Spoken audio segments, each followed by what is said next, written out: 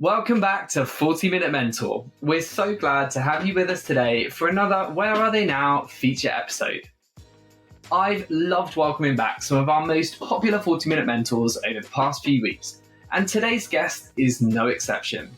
Tessa Clarke is the co-founder and CEO of OLIO, the #1 free sharing app connecting neighbours with each other and local businesses, so surplus food can be shared, not thrown away.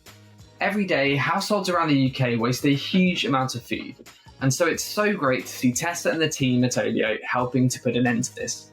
OLIO started out as a hyper-local experiment in North London, but now has over 5 million users and they've shared over 43 million portions of food. Today, Tessa and I discuss her biggest learnings from scaling OLIO over the last 7 years and raising over $50 million in funding. We also discuss how her and the OLIO team have ensured that their culture and processes evolve and get stronger as the business scales. Plus, we discuss a topic very close to her and my heart, the lack of VC funding given to female founders and founders from underrepresented communities. Tessa shares so much great mentorship in this episode, so sit back, relax, and enjoy my chat with the incredible Tessa Clarke. Hi, Tessa. Welcome back to the 40-Minute Mentor. How are you? I'm very good, thank you. Great to be back.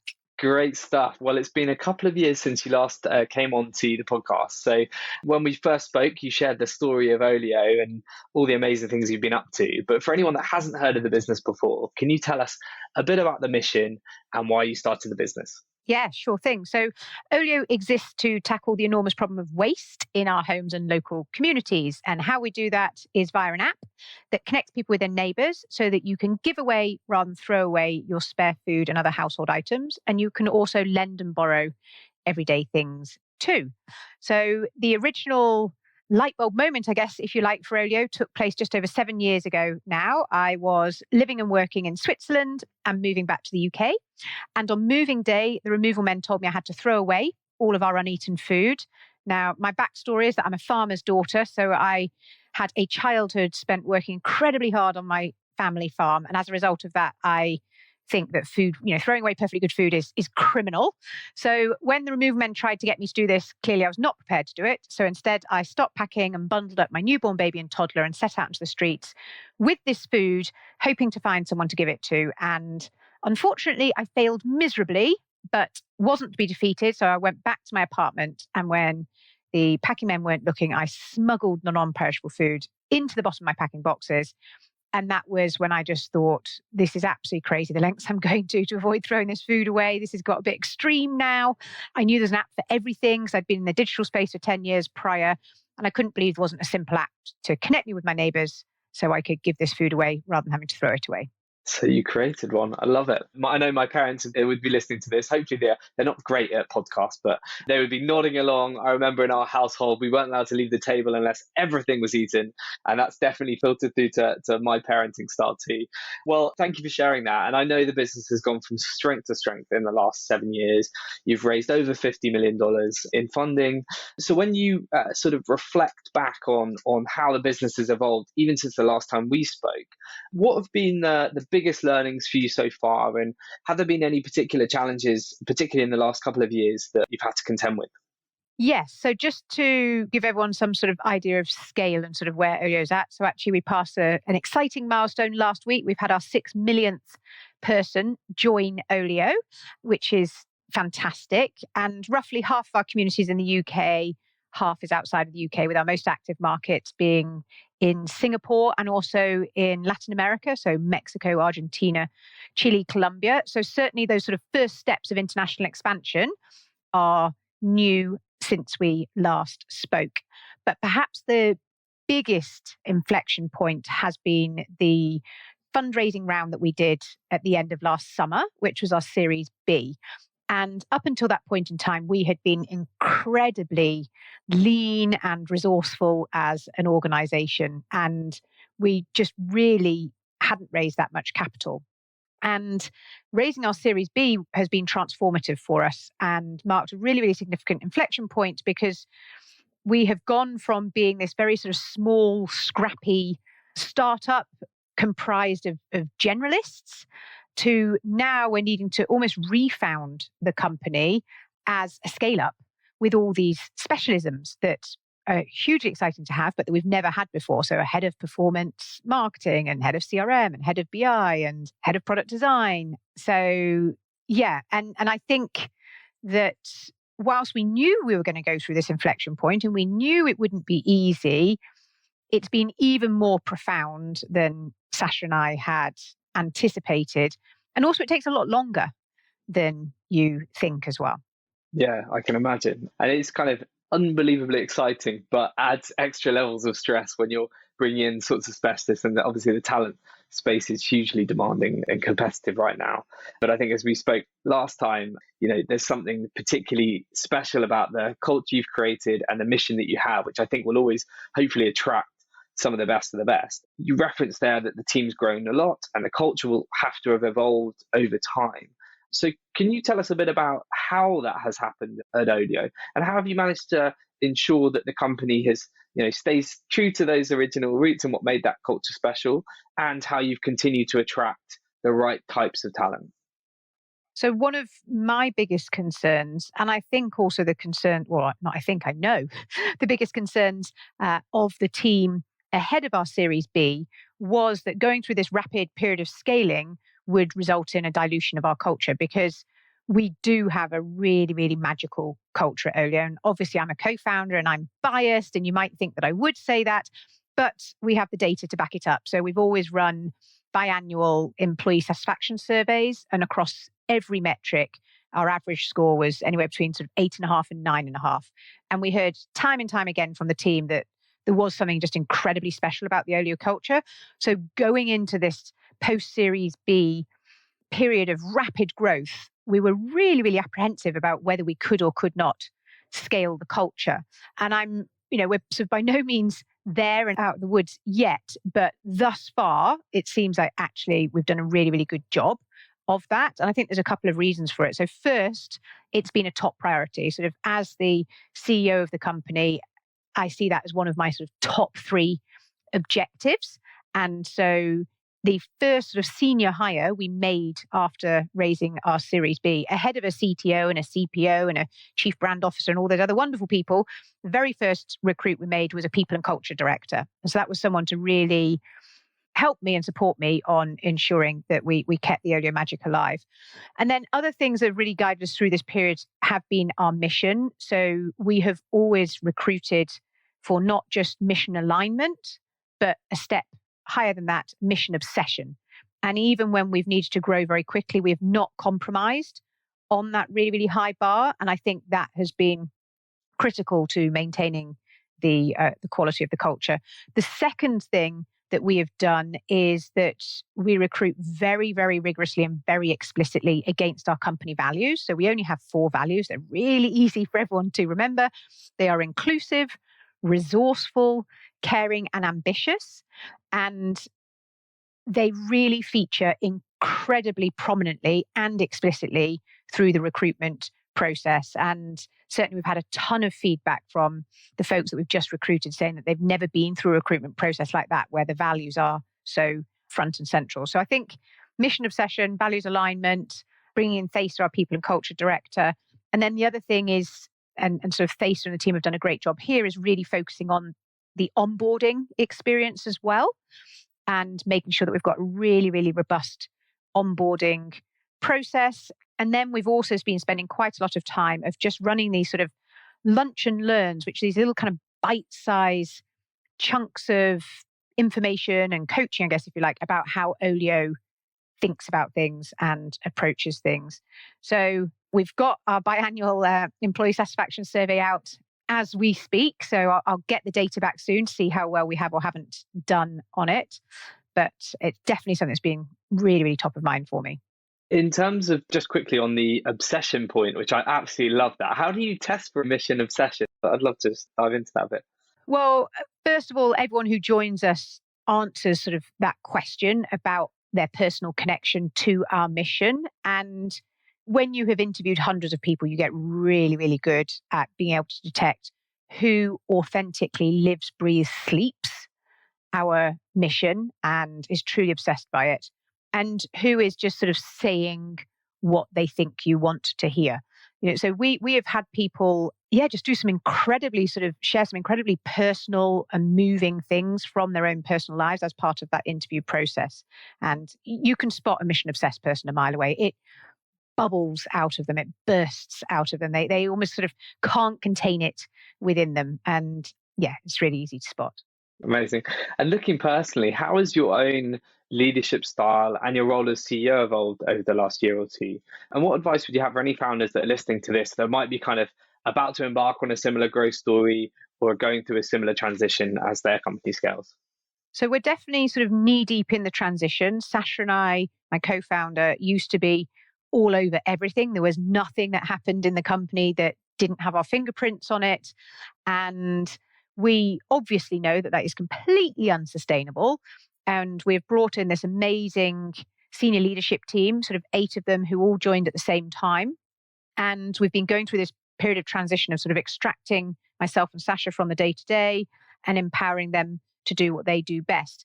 And it's the transition period that's the most tricky, complicated bit, right? Because you can't just eject right away without any guardrails being in place. So you go through this very, very intense period where actually we're still doing kind of the business as usual, plus we're sort of inducting the new folks and creating the new systems and processes for a new, more scaled organization. So the transition period is super intense, but both Sasha and I are very, very clear that where we need to get to is Sasha and I have to move into these roles, which is kind of much more a stage manager type role. And the sort of the stars of the play are our new senior leadership team with all of their teams supporting them. So we really need to spend our time just doing a lot more coaching, kind of bringing people together, make sure there's alignment around the strategy, focus on the culture, etc.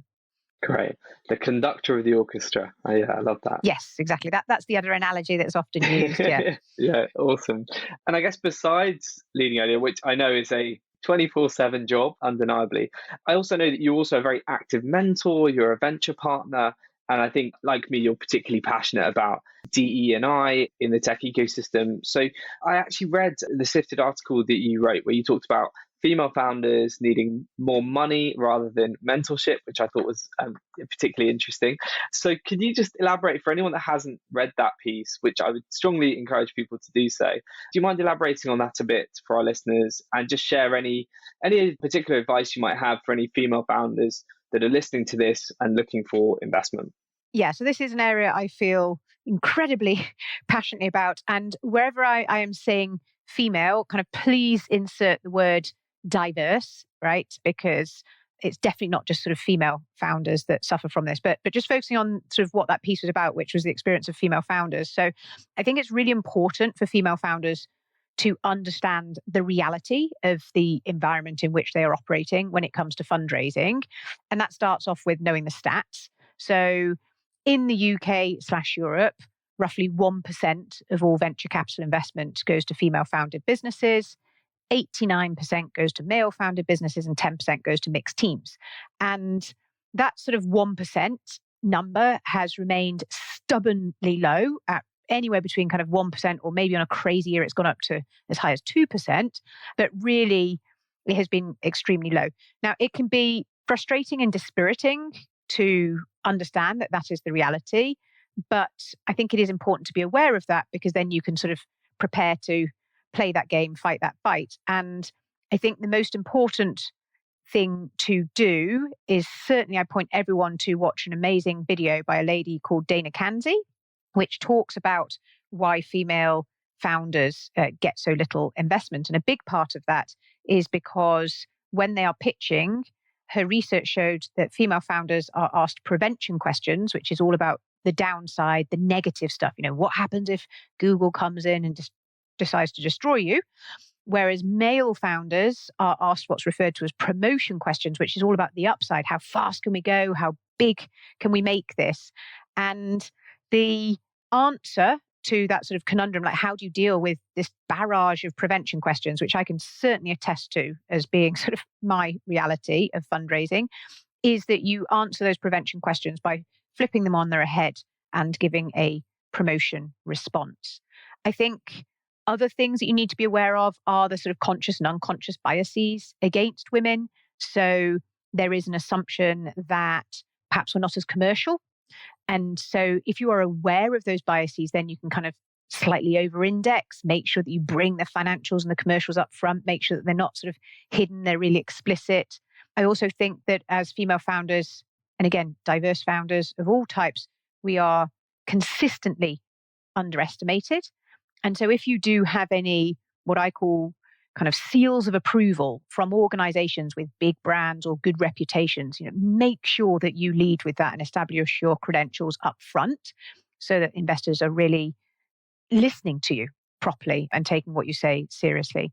So yeah, I mean, I could talk sort of for hours about this topic, but the reason why I'm so passionate about it is because in my experience, when I look at the largest problems facing humanity today, they are almost sort of without exception being disproportionately tackled by women, by people of color, by people from different, less privileged socioeconomic backgrounds.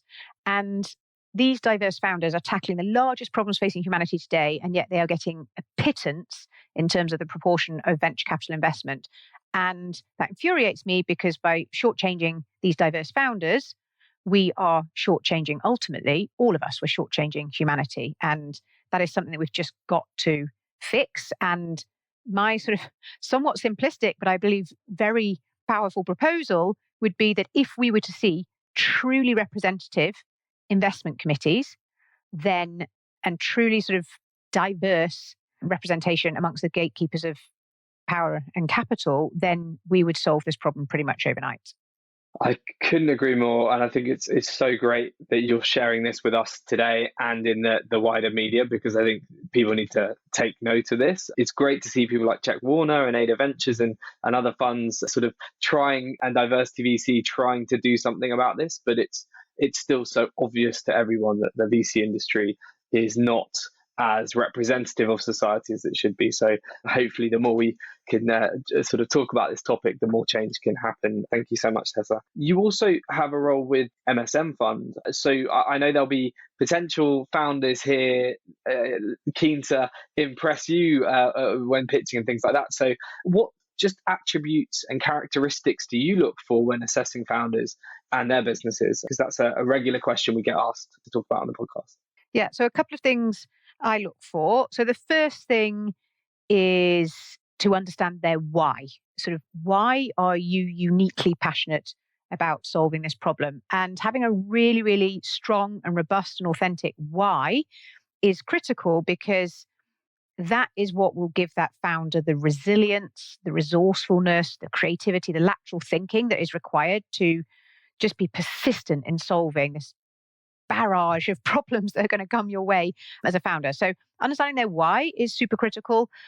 I am stunned at how many founders are really, really bad at describing the problem that they are solving and then describing their solution in a way that sort of their granny would understand. And they tend to, when they want to pitch to you, just immediately go into this long sort of monologue describing their product from a very sort of technical perspective rather than an end user perspective. And I really think it's super important, really punctually, what's the problem you're solving? And then from an end user perspective, what does that solution look and feel like? The other thing in terms of characteristics, I think it's really important to have an almost sort of 50-50 blend of humility, so being kind of really very humble, but then also ambition. And I think you need both of those qualities in equal measure. The sort of humility is really important because you've just got to be really, really fast at experimenting and learning. And the ambition is required because you do need to sort of think big. And then sort of linked to the above, just that insatiable level of curiosity, I think marks out the very best founders, and to sort of take learnings from wherever it comes from. Great advice. Thank you so much, Tessa. We're sadly at the end, but before we go, I'm sure everyone listening would love to hear a bit more about what your plans are for OLIO and yourself in the rest of 2022 and beyond. So what have you got to look forward to? Well, OLIO and myself, they're sort of one and the same thing, if I'm being very honest. So in 2022, there's several things that we're looking forward to. So we're doing some really exciting work around our international expansion. That's being led by our fantastic new Director of International Expansion, a lady called Tess as well, confusingly. So that's just really amazing, kind of seeing our product being sort of translated into international markets. We're also really very focused on closing more clients for our Food Waste Heroes program. So that's our B2B proposition, whereby we match trained volunteers from our local community with businesses such as supermarkets, quick service restaurants, and quick commerce companies, contract caterers, etc., to enable those businesses to have zero food waste. And we have got a fantastic sort of pipeline that we are ploughing through and busy closing those contracts.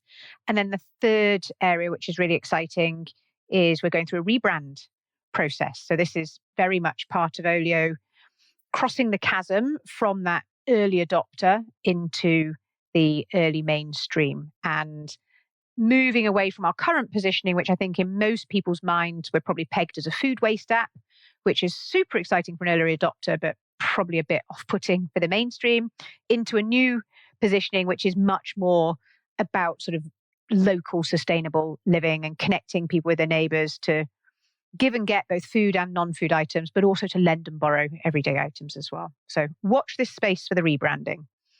Fantastic. Well, all the very best with those exciting initiatives and the international expansion. And we're really grateful that you took time out of your very busy schedule to fill us in on what you've been up to. It's been an amazing couple of years, and we're really excited to see where the rest of 2022 and beyond goes for you and Olio. So thanks so much, Tessa. Really appreciate it. Thank you. It's been so great to hear about the incredible journey Tessa and the Olio team have been on, especially since they last came on the podcast. She shared some really practical learnings, particularly their approach to retaining the amazing culture they built over the years and hiring top talent that are obsessed with the problem that they're trying to solve. It's always inspiring to see purpose-driven founders like Tessa doing something really good for the world, especially when it comes to tackling food poverty and the climate crisis. So if you haven't checked out Olio before, please make sure you do via the link in the show notes. If you've been enjoying our Where Are They Now feature series, please make sure you hit subscribe and leave us a review on your favourite podcast platform. We really appreciate it. Before we finish today, I also wanted to share a little bit more about a new service offering at JBM. JBM SOS is a fast and flexible talent solution where founders and VCs tap into an exclusive pool of scale-up operators to plug urgent leadership gaps on an interim or fractional basis, all while de-risking senior hiring. The team have placed over 50 leaders into some of the fastest growing firms over the last 12 months, and the service is in demand more than ever before. So if you're a founder or VC that needs top talent quickly, a scale-up operator interested in a high-impact role, or a talent professional that would be interested in joining the SOS team, please reach out today at info@jbmc.co.uk. We would love to hear from you. That's a wrap for today, but I'm already looking forward to welcoming our final Where Are They Now guest next week. See you then.